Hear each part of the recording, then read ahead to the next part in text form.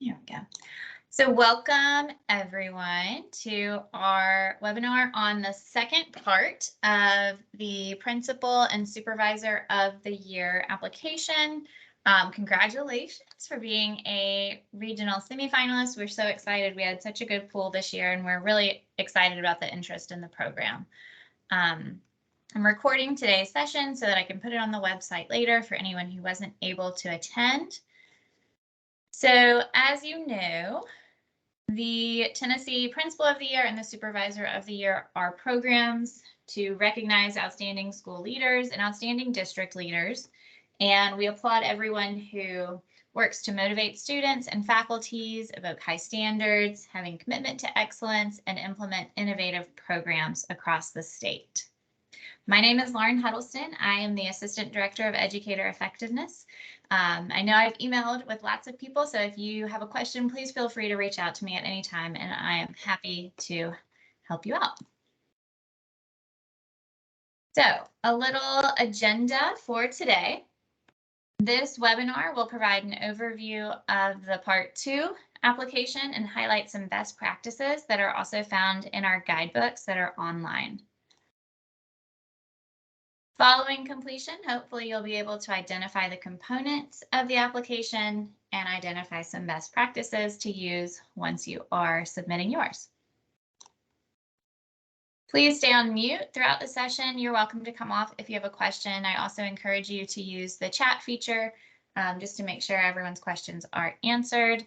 And if you want to hang out afterwards, if you have additional questions, I'm happy to hang on as well. We'll probably be done before 4 o'clock. So to kick us off, please put your answer in the chat. What is something that you hope to gain from today's webinar? Maybe a question you have or an area where you'd like a little bit more information. One thing you hope to gain from today's webinar.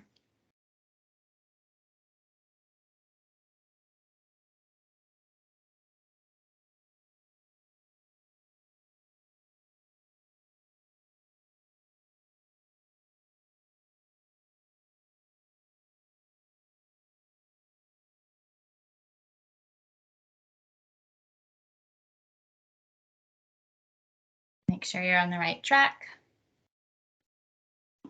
We also have a little bit more time than our Teachers of the Year since it's not due until the end of the month.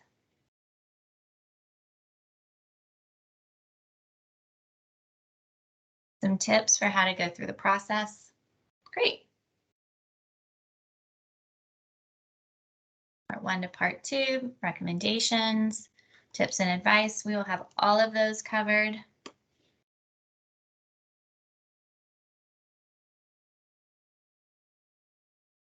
All right, so I think everyone will be very satisfied with what you learned today. So the way this next process works, we have our region level semifinalists. That's once we narrow the pool down to no more than 27. These applications have already been emailed to you. The links have been emailed to you. If you've lost it or need something else, please let me know. I also have Word document copies if you prefer that. Part 2 contains 2 written response questions, 1 video response. You should be familiar with those aspects.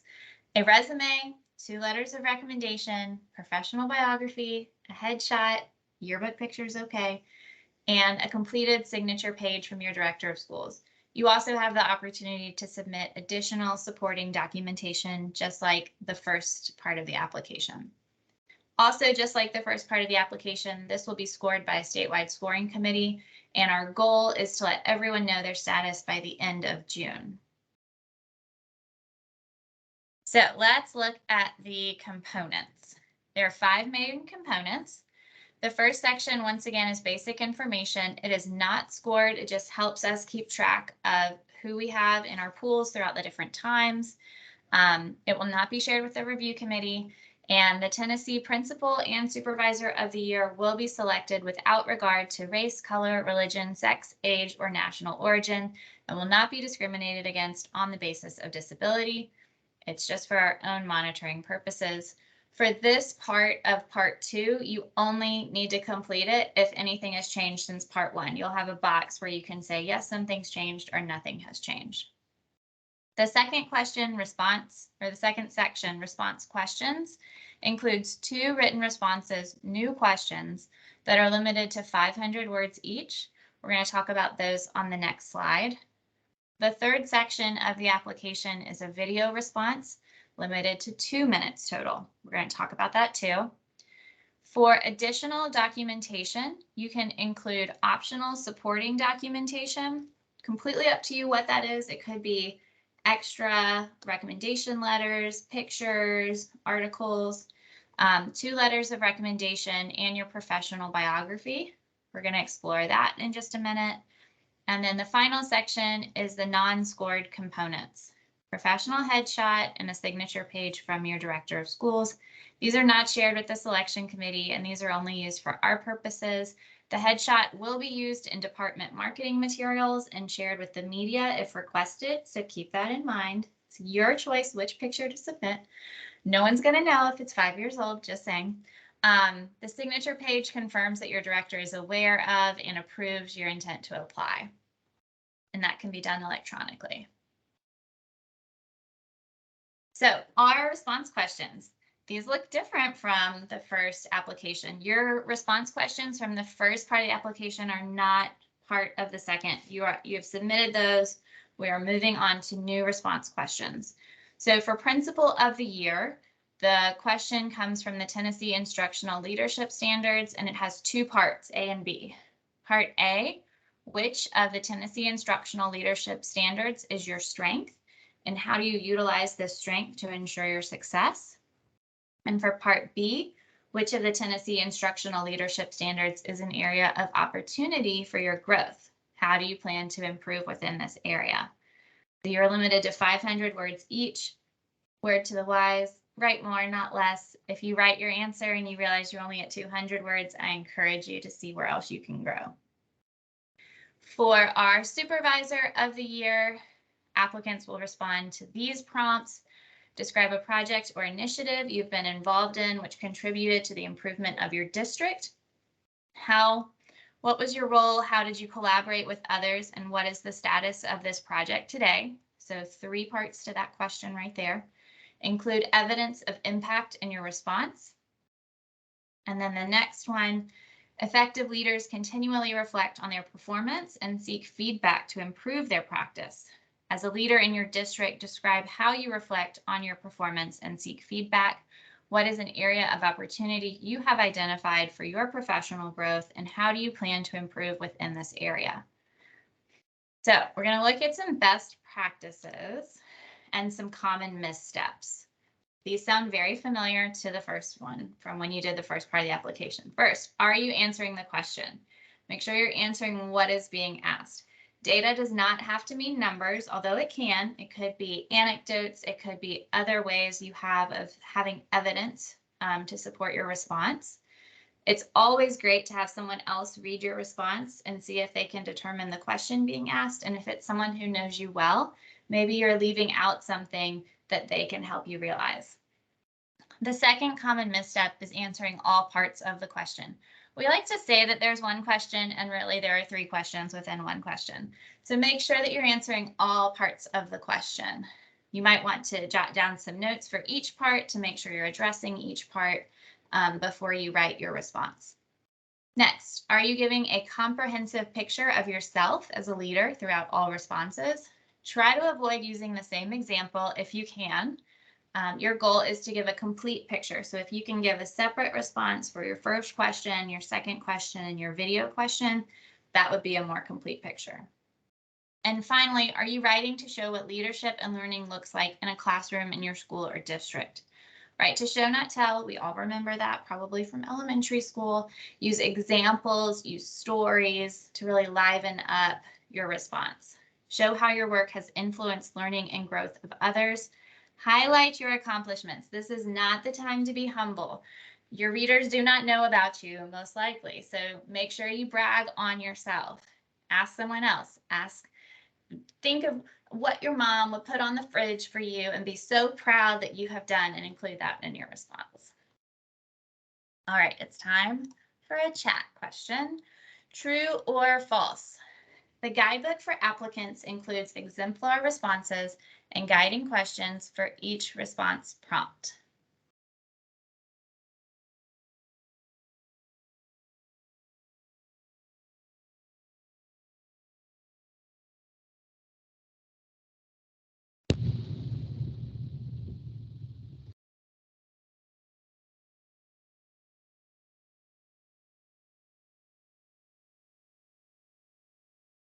True, true.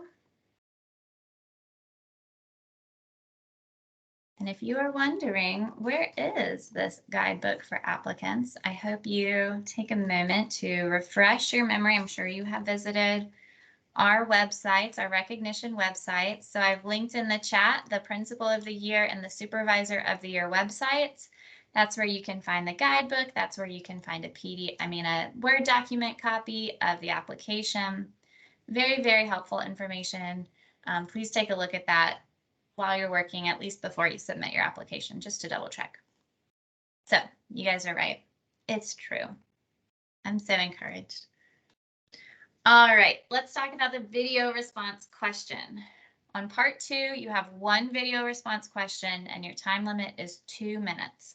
The questions are similar but differ slightly across the programs. For Principal of the Year, you'll respond to the following prompt. The Tennessee Principal of the Year is an ambassador for educators and for public education. If selected as the Principal of the Year, you will be a representative for the principals of Tennessee and might be asked to participate in a variety of events. Your question is, please share a brief message regarding your professional philosophy, how it is most closely aligned to one of the best for all strategic priorities, and how you use this to ensure each decision made in your school is best for all students. Do not exceed 2 minutes. For Supervisor of the Year, it is very similar, but instead of your school, we are looking at your district. The Best for All has 4 strategic priorities. There's a lovely graphic of it on the TDOE homepage. You see you have academics, student readiness, and educators. And there's more information online as well if you want to really think about how your role ensures success relating to the strategic priorities. So some best practices for video response questions. First, utilize the checklist of questions to address common missteps when drafting your response script. Are you answering the question? Are you answering all parts of the question? Are you giving a comprehensive picture of yourself?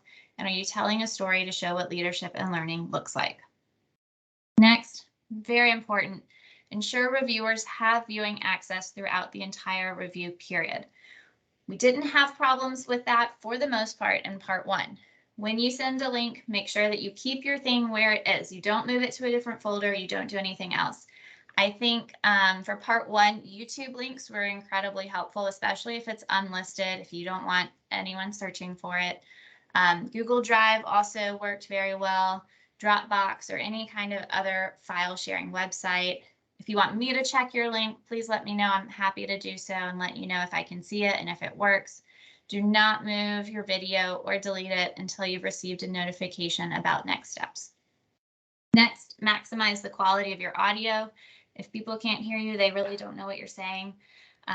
So record your audio in a quiet room. You can use earbuds with a microphone if you want. I think we've all gotten very good at talking to a computer, so use those skills well. You'll want to stay close enough to your camera and close enough to your microphone.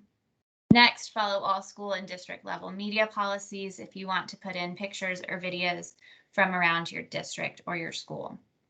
Some people have asked in the past about whether or not they can include promotional videos from their school or how they can edit their video. And remember, the video is about you. So keep it focused on you. You are welcome to include images as long as they fit your media policy, but make sure that the content of your story is clear in your response. That is what scoring will be done using. Next question, true or false? I can delete or move my video response after I submit my application. Answer in the chat, true or false.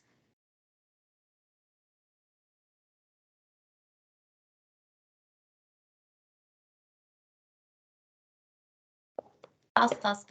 I knew you guys were going to get it right. That is right. Please, please, please do not move it. If you think it might have been moved, if you were, reorganizing your files online, as we are all apt to do from time to time, just shoot me an email and I'm happy to let you know. All right.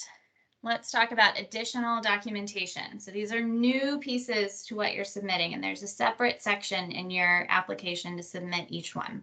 You have a professional resume we're asking for, 2 letters of recommendation, a professional biography, and then your optional supporting documentation. So first, your optional supporting documentation, it's just extra information. Hopefully it relates to what you've already answered in your long response or your video. It could be success data, project plans, community materials, things like that. Make sure you're still following those releases and make sure it's really relating to it and it's not just because I have extra pages to add. It's optional. If you don't submit it, it will not penalize you, and we are limited to 5 pages total. Best practices. First, your supporting documentation directly connects to your responses. It ties in somehow. If you're including pictures, please, please, please add a caption somewhere so that your reviewer knows what's happening in these pictures, knows what event this is, what it meant to you. If it was, you talk about a project, make sure you mention the project with the pictures. They should extend the understanding. Next, make sure that it relates to the criteria for principal and supervisor of the year. It should be related to the questions, related to what you're responding to in your questions. Next, your professional resume. It looks a little bit different from what you might submit as a normal resume if you are, say, applying for a job. You should make sure that you have your education, any degrees you've earned or that you are working towards, your professional experience, your professional leadership, any community leadership and involvement, and any awards and recognition, including your regional semifinalist status. Some best practices for your resume. You don't need to include any contact information because we already have that for you. We know lots of ways to get in touch with you, so you can save some space there. You can also include any references that you might have on a normal resume. Make sure you're emphasizing your skills and experience related to the criteria. Use the good resume format of action plus results. So what did you do and what did you get? So for example, led school improvement team to analyze and accelerate student learning, which resulted in a 15% increase for proficiency on TCAP. Might be related to learning, it might be related to the community or something else. Next to last, make sure you define all acronyms. There are people who are reading these who might not exactly know your exact line of work. So if you are referencing a professional organization or something else, it's always good to at least write it out fully the first time before you use an acronym. Finally, make sure that you are proofreading it to make sure that it looks right, you have spelling correctly, and save it as a PDF so that we see it the same way you expect us to see it. For your letters of recommendation, 2 total are required, can be from anyone you choose. Who do you think can speak well to your experiences? Typically, the letter should be 1 page, not a whole lot of pages. It should be typed, especially if it's from an adult. It should be sent as a PDF, and it should speak to your strengths in these areas. If you have one that's from a student or someone else, you can submit both the handwritten copy and a typed or transcribed copy as well, if that is your preference. And if you have any questions while you're working on this, let me know, and I'm happy to say, yes, let's do this, let's try this. Some best practices for your letters of recommendation. Share your questions and your criteria with the people who will be writing them. Reviewers are going to pay special attention to how the accomplishments have impacted student success. In your letters of recommendation, student success can be documented anecdotally or with statistical evidence with some numbers. A mix of both makes for a stronger application. So this might be a coworker, this might be someone else who can speak to both of those. And we might be redacting these to reduce implicit bias. So it's always a good practice for these long responses to say things like our school, our community, instead of the name of the school or the name of the city. It's also a really good practice to get ahead of things. So if you know who you want to ask to write these, go ahead and ask them now. May is a wild and crazy month. We all know it. So if you can get that on someone's radar, the sooner the better.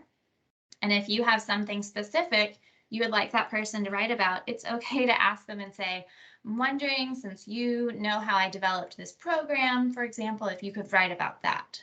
That way you're getting what you need in both of your letters. Next, for your professional biography.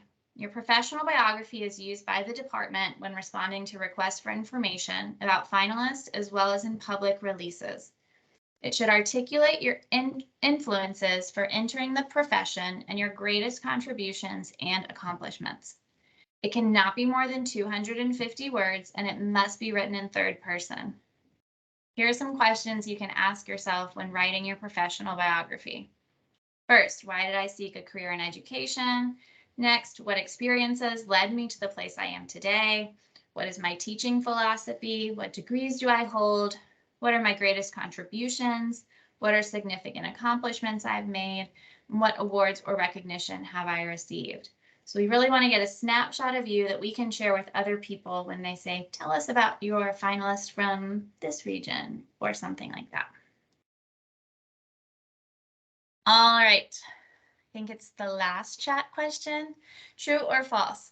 All of my additional documentation should highlight how I exemplify the program criteria.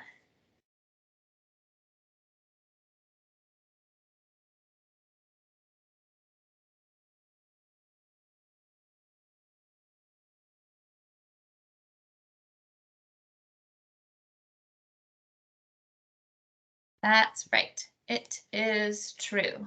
Make sure that your documentation is highlighting the program criteria and you're staying focused on what the goals of the program are. So now that we've talked about what's in the application, I'm sure you're wondering, how am I going to be scored? Each written response question will be assessed to the degree to which the response adheres to standard grammar, spelling, and punctuation, answers the question clearly and concisely, and provides a compelling narrative that speaks to the ability to serve as principal or supervisor of the year. The more feeling, the better.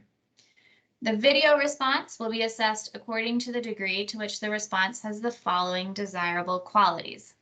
Delivery is made according to instructions, topic, and time limit. Our scorers will not continue watching after the 2-minute mark. Candidate displays qualities of confidence, optimism, and sincerity.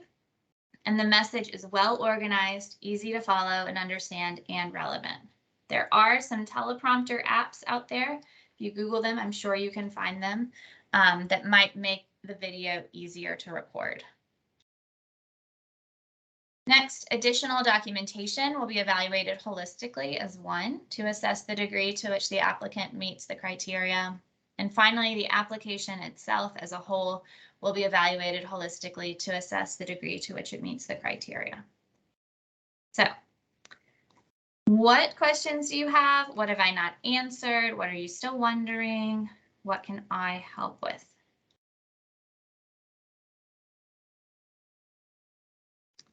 You're free to put them in the chat or to come off of mute if you prefer.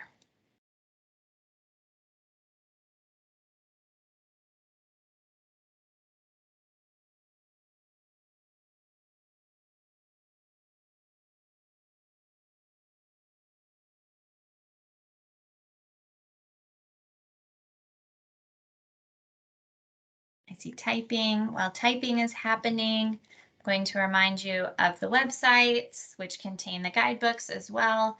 There's also a weekly office hour on Wednesday from 3 to 4 p.m. Central. You're welcome to join at any time throughout that 3 to 4 p.m. block. Ask a question if you want to show me something, anything like that. I'm happy to help out.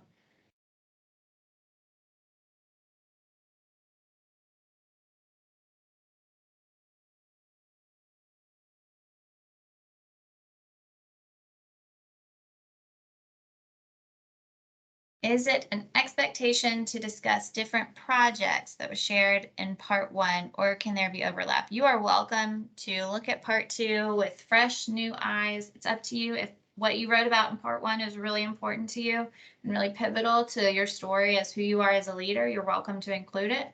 Or if something else has happened or you've thought about something that you forgot about, you're welcome to include that as well. It's completely up to you. You will not have the same scores from part 1, most likely.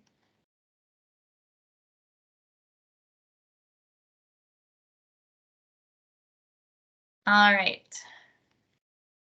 I hope that you've been able to think about what your next steps are going to be. If you have a few words to put in the chat for what you are going to do next, what's at the top of your list, whether it's maybe it's read the guidebook, maybe it's look on the website, maybe it's contact your recommenders if you haven't already. All good things. You're receiving an error message. Oh, Jessica, is that Principal of the Year?